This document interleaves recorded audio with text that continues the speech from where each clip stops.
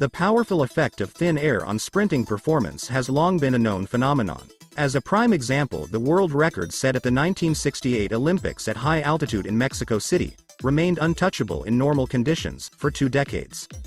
However, the overwhelming advantage of racing at altitude can easily turn into a disadvantage.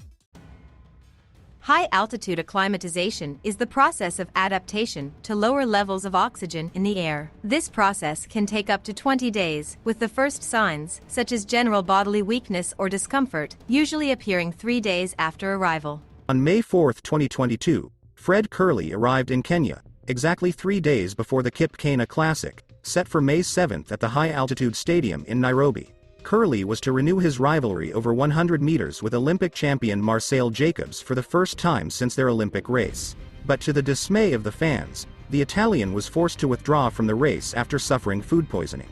With Jacobs out of the competition, Kerley became the favorite to win against local hero, Kenyan sensation Ferdinand Omanyala.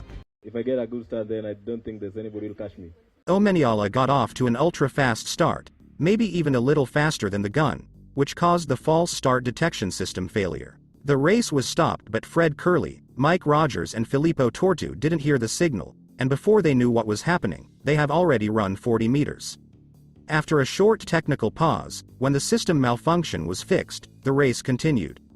It should be noted that at altitude the recovery time is much longer due to a lack of oxygen.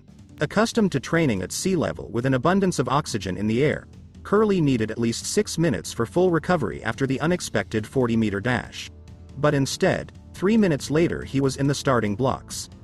Omanyala got out fast again and led the race, with Kerley trailing behind in a desperate attempt to catch him. Halfway through, Kerley managed to level the race, but his legs didn't obey his command, as Omanyala pulled ahead to victory.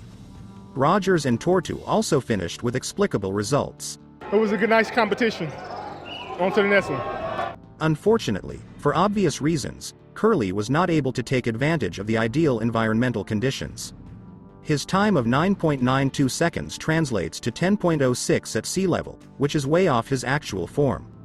In the same conditions with a tailwind of 2 meters per second and an altitude of 1,609 meters above sea level, Usain Bolt would have run 9:45. What's more, to break Bolt's world record in these conditions, you have to have only 970 in your legs. According to Kerley's training tests, he is capable of running that fast. However, running fast in training isn't the same as running in a championship race. Marcel Jacobs also noted that he had blistering speeds in training, but he couldn't replicate them in big races. For this reason, in September 2020 he agreed with a mental coach to work in depth on his fears and ghosts. Only then did he learn how to realize his full potential.